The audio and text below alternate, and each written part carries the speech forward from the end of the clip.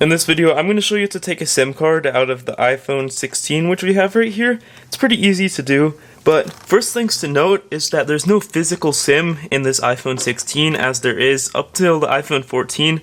Now, there's typically a physical slot, as you can see right here on this phone, but the iPhone 16, 15, 16 Plus, any phones after that do not have this physical thing.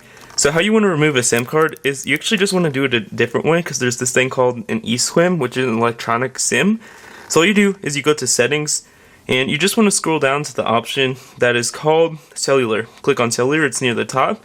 Or from here, you scroll down to the option that is called delete eSIM. When you click on delete eSIM, it will basically remove the SIM card from this phone. Currently I have cell service on this phone. It will remove it, or you can actually go into your provider's app. In this case, I'm using Verizon. You just want to go onto their website and actually just disregister that phone or the SIM card from the phone right here. You just click on delete eSIM and deactivate eSIM, and it will be deleted from this phone, not from your PAN. You'll still be paying for it, so if you want to cancel it completely, go to the provider's app, Verizon, T-Mobile, etc. And yeah, that's how you remove an eSIM from the iPhone 16.